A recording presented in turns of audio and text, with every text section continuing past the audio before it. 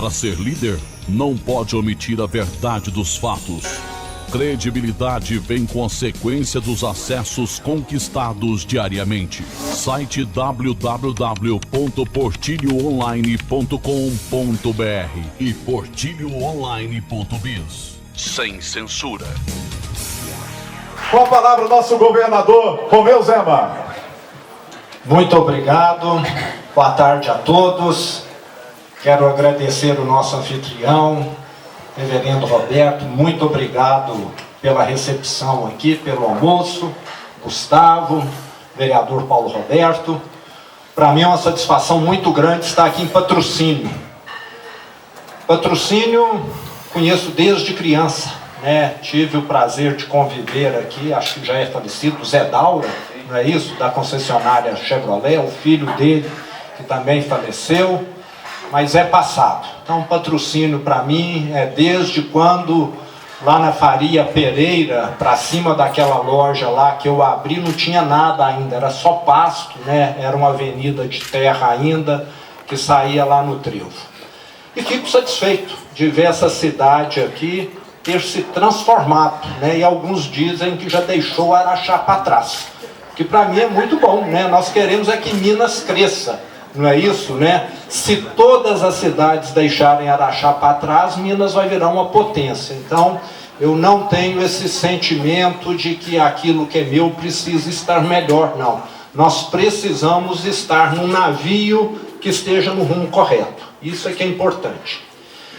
A maioria aqui, como eu, é do setor produtivo, né? Trabalhei mais de 30 anos em Minas Gerais. Eu falo que poucas pessoas conhecem esse estado tão bem, porque rodei mais de 2 milhões de quilômetros, abrindo lojas, acompanhando a operação da empresa.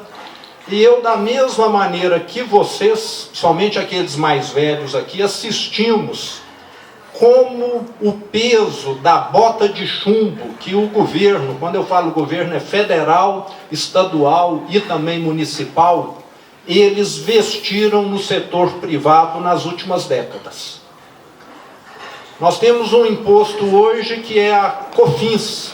Lá atrás, na década de 70, 80, quando ela começou, eu lembro do meu pai falar, engraçado, criaram um imposto aqui que chama FIM Social, é 0,25% do faturamento. Era 0,25%, né? Hoje, quando fala PIS/COFINS, se não me engano, 9,65% da venda. Eu lembro muito bem quando o ICMS de muitos produtos eram 12% alíquota. Depois foi para 13%, para 14% e hoje está cheio de produto aí com 20%, 30 e tantos por cento. Então é aquela velha história, né, do mal ir sendo feito devagar, de modo que ninguém percebeu. E hoje nós estamos num país onde boa parte do esforço do setor privado é para pagar o custo Brasil. E que nós sabemos não significa serviços públicos de qualidade.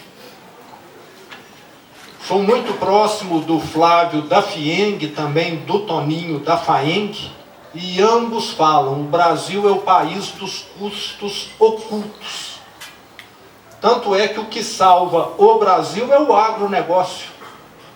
E o Flávio da FIENG, o presidente, fala, quanto mais se avança na cadeia produtiva, menos o Brasil fica competitivo. Porque é imposto sobre imposto, encargo social sobre encargo social. Tivemos avanços nessa última gestão do governo federal, não resta dúvida, simplificações. Aqui em Minas avançamos bastante. Aquilo que depende do poder executivo não é muito. Nós somos limitados, porque muitas das leis estão em Brasília. Mas aquilo que é possível fazer em Minas, nós tivemos avanços expressivos. Eu gosto de citar aqui a agilização em todas as análises, quer sejam tributárias, ambientais, sanitárias. Eu, no passado, como empresário, fiquei anos aguardando uma assinatura e um carimbo para funcionar estabelecimento, e hoje isso não acontece mais. Eu sempre tenho solicitado, fale sim ou não rapidamente. Não podemos ser um noivo que fica enrolando a noiva, 10 anos. Fala sim ou não. Ou casa ou deixa ela seguir a vida dela. Não é isso? Então, nós temos tido essa postura no nosso governo. Porque o que nós vimos foram as pessoas ficarem se arrastando. Ah, não vou para Goiás porque eu estou aguardando uma licença aqui em Minas. Mas se não der para dar, fale não e deixa ele investir em Goiás. Pelo menos tivemos investimento que aconteceu. Com relação à parte tributária, eu gosto muito de citar o Nota Fiscal Fácil, que talvez não é o caso aqui da maioria, que impactou o microprodutor rural, que antes, para quem não sabe, precisava pagar o imposto antecipadamente, depois ir com a quitação na administração fazendária para poder pedir a emissão da nota fiscal, que era feita pela administração. Há 2 anos atrás, nós mudamos isso por completo. O microprodutor rural hoje emite via internet a nota fiscal e tem prazo para pagar. Parece algo bobo, que fazia todo sentido, mas não era feito. E o melhor nisso tudo é uma mudança de postura. Antes era um governo desconfiando de quem trabalha, e agora um governo dando um voto de confiança em quem trabalha. Emita sua nota na hora que você quiser e pague depois. Não é assim que funciona para a maioria dos estabelecimentos comerciais e industriais? Antes não era com o micro e pequeno produtor rural. Temos feito avanços que beneficiam o homem do campo em várias áreas. Eu gosto muito de citar o plano de investimento da CEMIG, 22 bilhões de reais. A CEMIG está completando 70 anos em 2022 e nunca na história da empresa se investiu tanto quanto esse plano de investimento que foi iniciado no início do ano passado e que vai até 2026. Vamos levar energia trifásica para todo micro e pequeno produtor rural do estado, que hoje na maioria só tem energia monofásica. Isso significa que muitos vão sair da agricultura de subsistência para o agronegócio. Vão ter condição de colocar lá um equipamento mais robusto. Fizemos um avanço que eu diria que talvez seja o maior marco nosso com relação ao agronegócio, que é eliminarmos a necessidade de vacinação contra a fitosa agora em 2023.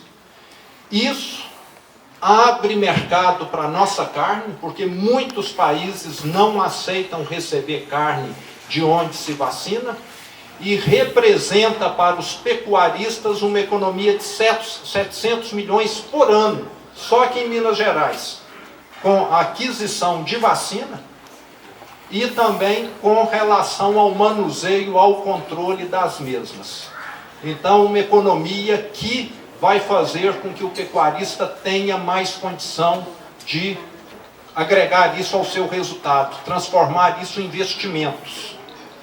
E temos valorizado mais do que qualquer outro governo, Gustavo, aquilo que Minas produz. Dentre os produtos mais conhecidos nosso, o café. Estive em Varginha com uma microprodutora de café, uma senhora já viúva, que tem lá uma produção anual, coisa de 100 sacas por ano, uma propriedade pequena, e ela me disse toda satisfeita. Agora, metade da minha produção aqui, devido ao apoio que eu tenho da Emater, do IMA, é de cafés especiais, e eu tenho um preço muito melhor do que o que eu tinha antes, onde o meu café seguia o preço de bolsa de valores. Nós temos feito isso com o apoio do IMA, da Emater, no estado todo. E aqui em Patrocínio, vocês sabem muito bem que é uma cidade exemplo. E até tem mais facilidade porque são produtores maiores, o que já não acontece tanto no sul de Minas, onde ainda temos muito micro e pequenos produtores. E o que fazemos com café, temos feito também com queijo. Estive na Expo Zebu, estive na Feira Internacional do Queijo em Araxá, estive lá na exposição em Bom Despacho há um mês atrás. Em todos esses lugares que eu visito, eu faço questão de conversar com aqueles produtores de queijos artesanais. Depois que o nosso governo conseguiu legalizar essa produção, que antes era transportada em porta-malas de forma clandestina, a realidade desse setor tem mudado completamente. Hoje, todos eles, sem exceção, eu falo que é sem exceção porque todos que eu conversei têm esse problema, que é não conseguir atender a quantidade dos pedidos que chegam. É um problema que eu acho que todos nós gostaríamos de ter. Às vezes, encontro algum dono de supermercado, algum comerciante e pergunto, você está conseguindo comprar queijo artesanal? E ele me fala, consigo. Só que eu tenho que colocar lá o meu pedido com 60, 90 dias de antecedência. Caso contrário, se eu for comprar na hora, é difícil de encontrar. Então, nós temos valorizado aquilo que é sinônimo de Minas Gerais. O nosso café, o nosso queijo, temos avançado com a cachaça também. E isso significa uma revolução no campo. São milhares de pequenos produtores rurais, de produtores de queijo, que têm hoje um resultado melhor, uma rentabilidade maior, investem no seu negócio, contratam mais pessoas. Então isso significa que estamos no início de um círculo virtuoso. Deixamos o círculo vicioso no passado. E o que nós queremos em Minas Gerais é exatamente isso. Como foi dito aqui, nesses 3 anos e meio, nós atraímos para Minas Gerais um volume de recursos privados, investimentos, 9 vezes superior ao que o governo passado trouxe. Talvez até o final do nosso governo será 10 vezes. Nós estamos falando de 236 bilhões de reais no nosso governo contra 26 no governo passado. É um número que foge totalmente do que acontecia. Um dos maiores está aqui em Araguari, Indianópolis, que é a construção da fábrica da LD Celulose, cerca de 6, 7 bilhões de reais, que em breve entra em operação. E em todo o estado de Minas nós temos assistido isso. E isso muda a vida das pessoas. Talvez não tanto aqui numa região mais desenvolvida, quanto o Alto Paranaíba, o Triângulo, mas em Araçuaí, no Vale do Jequitinhonha, onde eu fui inaugurar uma usina fotovoltaica em fevereiro desse ano, eu vi como um investimento desse muda a vida de quem está lá. Conheci lá uma senhora de 52 anos de idade, dona Marilene, que veio me contar toda orgulhosa. Pela primeira vez na vida, Romeu, eu estou tendo carteira de trabalho assinada. Algo que naquela região é privilégio. Pela primeira vez na vida eu sei o que eu vou ganhar no final do mês, porque até hoje eu sobrevivi catando material reciclável ou então fazendo algum trabalho braçal eventual. E agora eu sei que todo final de mês eu tenho um salário com o qual eu posso contar. Agora eu posso ir no supermercado e comprar frango. Não sou obrigada a levar mais salsicha e sardinha de uma cesta básica para minha casa. Isso é que eu quero para mim, que eu sempre quis, e agora se realizou. Então, o que nós temos feito, às vezes numa região mais desenvolvida não fica tão perceptível, mas numa região menos desenvolvida o impacto é muito grande. E Como aconteceu com a dona Marilene, nós tivemos mais de 500 mil de casos semelhantes em Minas Gerais. E vejo que as pessoas passam a ter mais esperança. E somente nesse último ano agora, 2022, vereador, é que nós tivemos condição de começarmos a fazer investimentos. A situação de Minas é igual um pai de família que não consegue colocar alimento suficiente na mesa e todos que moram na casa reclamam que o telhado está cheio de goteiras. Você não vai deixar faltar mais alimento para corrigir o telhado. Mas agora, nesse terceiro ano de governo, depois de colocarmos a folha de pagamento em dia o ano passado, depois de 6 anos pagando atrasado, depois de estarmos pagando as férias prêmios para professoras que se aposentaram há 8, 7 anos e não tinham recebido, nós finalmente tivemos, como disse o Gustavo, condição de lançarmos o Provias, que é o Provias 1. Estamos recuperando 2.500 quilômetros. O que Minas Gerais teve nos últimos 10 anos foi operação tapa-buraco. Não teve recuperação de asfalto não, teve remendo. Agora, pela primeira vez em 10 anos, nós estamos recuperando 2.500 quilômetros. E numa segunda etapa, numa terceira, com toda certeza, nós vamos recuperar a grande maioria das estradas que precisam. Priorizamos as piores, porque nós tínhamos estradas intransitáveis, onde para poder passar precisava de um jipe ou um tanque de guerra.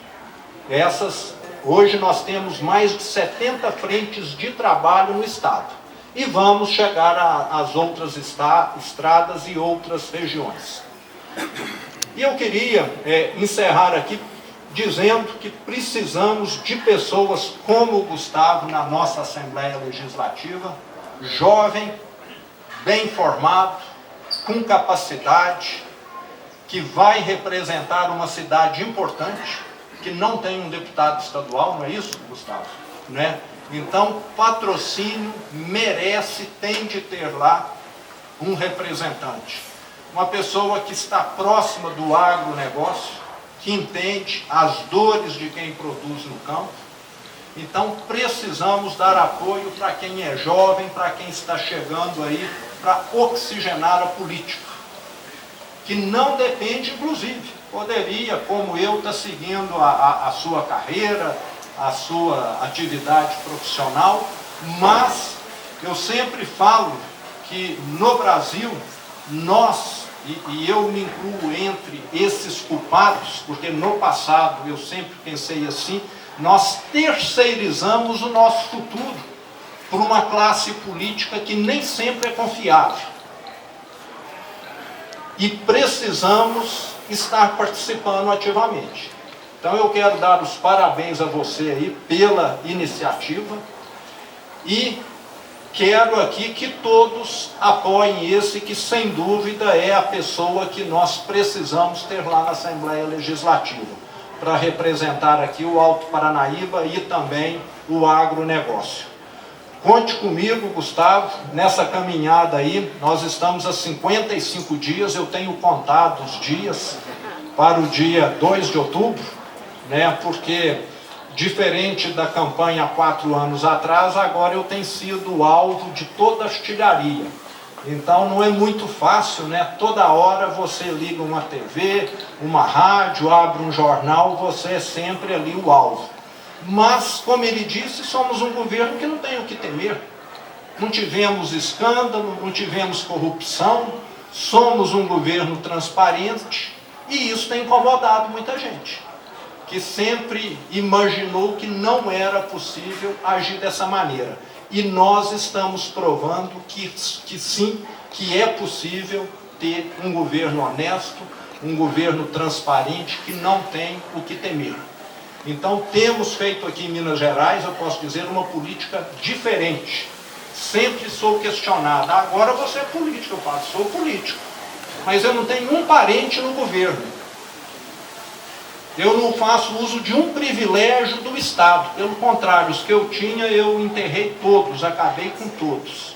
Me considero que faço parte de um processo de amadurecimento político. E se Deus quiser, ainda vai chegar o dia, né, como a gente vê nos países escandinavos, de um presidente, de um governador ir trabalhar de ônibus. A segurança ainda não me permite isso, mas o meu sonho é chegar esse dia. Tomar o ônibus como qualquer cidadão toma, para provar que quem governa, governa para o povo, e não para um grupo de privilegiados, como sempre aconteceu. Contem comigo e vamos voltar no Gustavo. Muito obrigado. Para ser líder, não pode omitir a verdade dos fatos. Credibilidade vem com a sequência dos acessos conquistados diariamente. Site www.portilhoonline.com.br. Sem censura.